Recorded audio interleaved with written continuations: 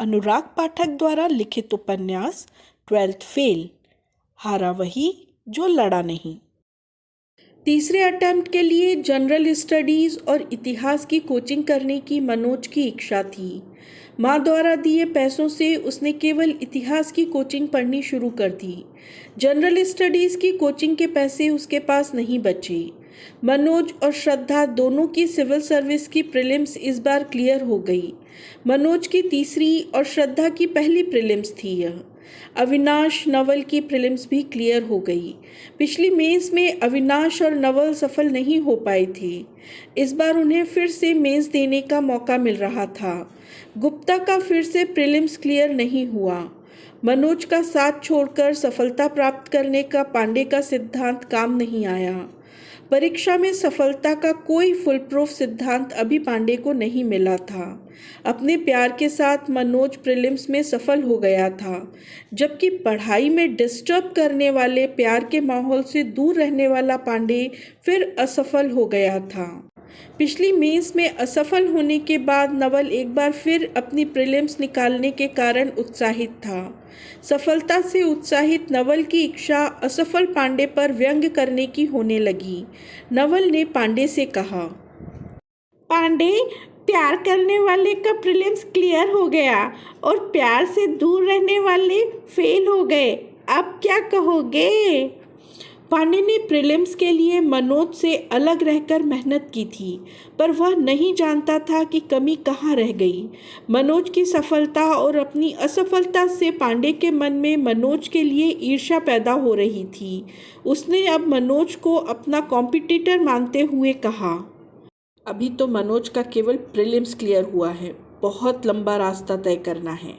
प्यार में डूबे मनोज का फाइनल सिलेक्शन तो बहुत दूर की बात है। मुख्य परीक्षा ही पास नहीं कर पाएंगे। प्यार के साथ सिलेक्शन असंभव है नवल। मुख्य परीक्षा होने तक श्रद्धा रोज मनोज के कमरे पर आ जाती और दोनों साथ पढ़ाई करते। पढ़ने से समय बच जाता तो दोनों बातें करने लगते और बातें पूरी हो जाती तो पढ़ाई करने लगते। दोनों को नहीं पता था कि इतने बड़े सिलेबस को किस तरह तैयार करें और क्या पढ़ें, कैसे पढ़ें। इतिहास और हिंदी में मनोज कोचिंग के नोट्स पढ़ता था। जनरल स्टडीज़ में वह अव्यवस्थित ही बना रहा। पैसों के लिए मनोज अभी भी 2 घंटे कुत्ते घुमाने का काम कर रहा था। मनोज, श्रद्धा, अविनाश और नवल ने आईएएस की मुख्य परीक्षा दे दी। सभी लोग अपने रिजल्ट का इंतज़ार करने लगे। सामान्य अध्ययन के पेपर मनोज के अच्छे नहीं गए थे। इतिहास, हिंदी साहित्य में भी वह उतना टू द पॉइंट नहीं लिख पाया था जितना परीक्षा में पूछा गया था। उत्तर लिखते समय सभी पॉइंट मनोज को याद नहीं रहे थे। मौलिक कर्तव्य पूछे गए तो मनोज केवल 5-6 मौलिक कर्तव्य ही लिख पाया। शेष उसे याद नहीं आए। देवनागरी लिपि की विशेषताएं भी उसे आधी अधूरी ही याद रहीं। मुख्य परीक्षा में पास होने लायक तैयारी मनोज नहीं कर पाया था। श्रद्धा की भी यही स्थिति थी। रिजल्ट आ गया। मनोज और श्रद्धा का मुख्य परीक्षा में नहीं हुआ। मनोज के 3 अटेम्प्ट्स बेकार हो गए। एक भी अटेम्प्ट में उसने मुख्य परीक्षा क्लियर नहीं की। नवल की तैयारी में भी कमी रह गई थी, वह भी मुख्य परीक्षा क्लियर नहीं कर पाया। लेकिन अविनाश ने कमाल कर दिया। सिविल सर्विस की इस परीक्षा में फाइनल में वह दिल्ली अंडमान सर्विस डॉनेक्स में डिप्टी कलेक्टर बन गया, पर उसे अभी भी प्रॉपर आईएएस बनना था, इसलिए अपने अगले अटेम्प्ट की तैयारी जारी रखनी थी। कुछ दिन बाद उत्तर प्रदेश पीएससी का फाइनल रिजल्ट आया, जिसमें अविनाश अकाउंट ऑफिसर बन गया था। अविनाश ने अपनी दोहरी सफलता के लिए बत्रा सिनेमा के पीछे अपनी रसोई रेस्टोरेंट में पार्टी दी। नवल, पांडे, गुप्ता, शरद, मनोज और श्रद्धा को आमंत्रित किया। मनोज के रूम पार्टनर शरद ने हालिया सफल हुए अविनाश से उसकी सफलता का राज पूछा। अविनाश भैया, आपकी सफलता का क्या तरीका था? हमें भी सफलता के टिप्स बताएं प्लीज़। ये जानना इतना आसान नहीं है शरद। गुरु ज्ञान लेने के लिए तपना पड़ता है, मेहनत करनी पड़ती है। आपके लिए सफलता जब जीने मरने का प्रश्न बन जाए तब मैं सफलता का राज बताऊंगा। नहीं तो ऐसे तो कई लोग पूछते हैं, एक कान से सुनते हैं, दूसरे से निकाल देते हैं। अविनाश ने कहा। शरद ने अविनाश से हिम्मत करके फिर पूछा, आप कैसे समझेंगे कि किसी के लिए सफलता जीने मरने का प्रश्न बन चुकी है? तुम्हें देखकर आसानी से समझ आता है कि तुम अभी गंभीर नहीं हुए। तुम्हें हर दूसरे महीने किसी कजिन की शादी में ग्वालियर जाना पड़ता है। कितने कजिन हैं तुम्हारे? नई नई सफलता से पैदा हुए आत्मविश्वास से भरे अविनाश ने नई नई तैयारी करने आए शरद की पढ़ाई के प्रति लापरवाही पर कटु प्रहार किया। शरद को उम्मीद नहीं थी कि अविनाश उसे इस तरह व्यंग के माध्यम से पढ़ाई के लिए प्रेरित करेगा, पर सफल अविनाश को इस फील्ड में नया खिलाड़ी शरद कोई जवाब नहीं दे पाया। अविनाश की बात सुनकर शरद चुपचाप सामने रखा सूप पीने लगा। मनोज अपनी मुख्य परीक्षा की असफलता के कारण यह चिंतन कर रहा था कि उसकी तैयारी में कहाँ क्या कमी रह गई। मनोज को लग रहा था कि कहीं न कहीं मेहनत के बावजूद उसकी पढ़ाई के तरीके में ज़रूर कोई बड़ी खामी रह गई थी। पढ़ाई के सही तरीके को तलाशने के लिए उसने चिंतित होकर अविनाश से पूछा, अविनाश बताओ ना, क्या तरीका रहा तुम्हारा पढ़ाई का? तुम्हारे अनुभव से हम लोगों का लाभ होगा। अरे कुछ विशेष नहीं, किसी दिन समय निकाल कर आओ तो विस्तार से बात करेंगे, अविनाश ने मनोज को टालते हुए कहा। पांडे चुपचाप बैठा यह चर्चा सुन रहा था। सामने रखी सलाद की प्लेट में से टमाटर का टुकड़ा उठाते हुए उसने अविनाश से कहा, अविनाश, मनोज के पास कहाँ समय है व्यर्थ की बातों के लिए, वे तो पहले ही बहुत व्यस्त हैं। पांडे इस बात से खुश था कि मनोज के प्रति उसकी भविष्यवाणी सही निकली। प्यार में डूबा मनोज मुख्य परीक्षा में फेल हो गया था। पांडे ने अपने सामने बैठे हुए कोल्ड ड्रिंक पी रहे नवल से कहा, क्यों नवल, मैंने कहा था ना, प्यार के कारण मनोज का सिलेक्शन असंभव है। उसने पास बैठी श्रद्धा का भी कोई लिहाज नहीं किया। पांडे मनोज के मेंस में असफल होने का कारण केवल श्रद्धा को मान रहा था।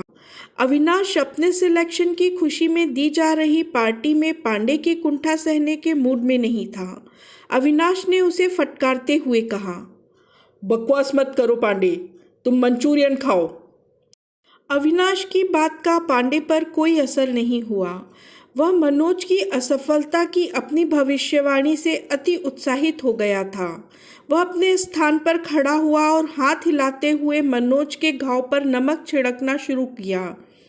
मनोज जी, आप एक सीन की कल्पना कीजिए। आज से 10-15 साल बाद जब आपको श्रद्धा जिंदगी में किसी मोड़ पर मिलेगी और पूछेगी कि मनोज आजकल क्या कर रहे हो, तो आप क्या कहेंगे?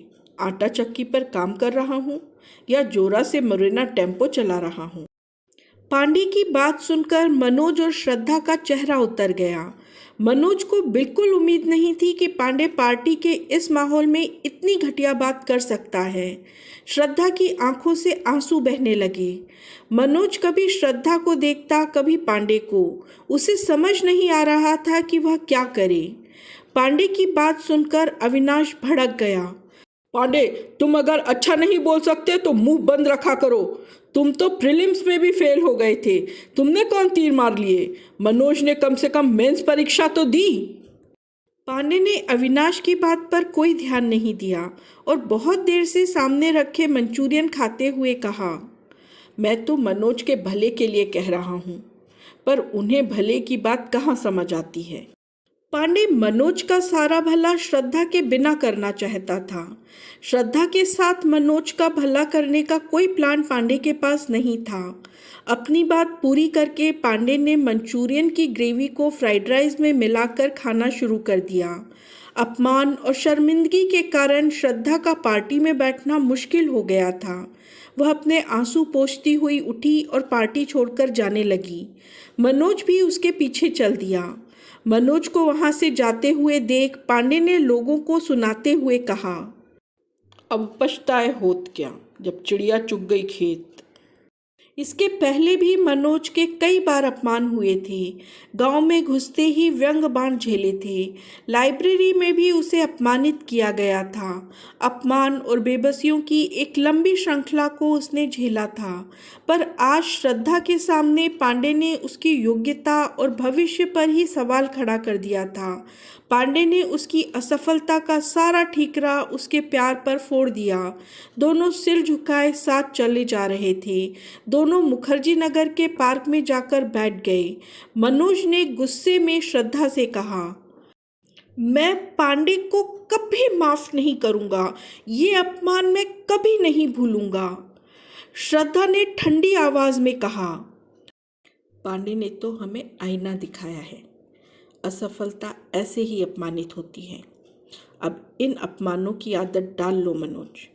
चेहरे का रंग लाल हो गया था मनोज का। श्रद्धा अपनी बात कहकर मनोज की प्रतिक्रिया का इंतजार कर रही थी, पर मनोज अभी भी अपमान में जल रहा था।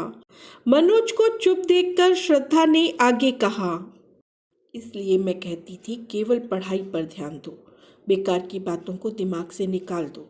पर तुम्हारे साथ अब लोग मेरा भी अपमान कर रहे हैं। पांडे के कड़वे व्यंग से आहत मनोज को उम्मीद थी कि श्रद्धा पांडे को भला बुरा कहेगी, पर जब श्रद्धा ने मनोज पर ही दोष लगाया तो वह उखड़ गया। ऐसा कौन सा अपराध कर रहा हूं मैं जो बार बार मुझे अपमानित किया जाता है? तुम भी मुझे ही गलत कह रही हो। पहले से अपमानित मनोज की आवाज़ थरथराने लगी और वह सामान्य से तेज हो गई। उसने अपने कपकपाते हुए हाथों से पार्क की बेंच के हत्थे को कसकर पकड़ लिया। मैं तुम्हें गलत नहीं कह रही हूँ मनोज, पर बार बार ये प्यार। अधूरी बात ही कह पाई थी श्रद्धा मनोज से। वह बात उलझी हुई थी कहीं। मनोज ने सामने खड़ी श्रद्धा की आंखों को गहराई से देखते हुए पूछा, किससे प्यार कर रहा हूं मैं? क्या प्यार कर रहा हूं मैं? फिर कुछ देर रुककर उसने श्रद्धा से फिर पूछा, कौन कौन मुझसे प्यार करता है? तुम्हें तो पता ही होगा। पता है तो बताती क्यों नहीं? मनोज बेंच से उठकर खड़ा हुआ। उसे समझ नहीं आया कि वह खड़े होकर क्या करे, इसलिए वह फिर बेंच पर बैठ गया। मेरे हाथ में नहीं है कुछ भी श्रद्धा, मैं क्या करूं? नहीं निकलती तुम मेरे दिल से, मैं क्या करूं? कोई कुछ भी कहे, मैं तुमसे दूर नहीं हो सकता। मैं प्यार नहीं कर रहा हूँ तुमसे, मैं तो केवल सांस ले रहा हूँ तुम्हारे नाम की। पांडे पूछता है कि 15 साल बाद तुम पूछोगी कि मैं क्या करता हूँ, तो मैं क्या कहूँगा? 10-20 साल बाद नहीं, हजारों साल बाद भी तुम पूछोगी ना कि मैं क्या कर रहा हूँ, तो भी मैं यही कहूँगा कि मैं तुम्हारे साथ सिर उठाए खड़ा हूँ। न जाने कब से मनोज के मन में दबी हुई प्यार की चिंगारी भड़क उठी। बिना किसी संकोच के मनोज ने श्रद्धा के सामने अपना प्यार अभिव्यक्त कर दिया। श्रद्धा की आंखें अब हिल नहीं पा रही थीं। वे मनोज के चेहरे पर जम सी गई थीं।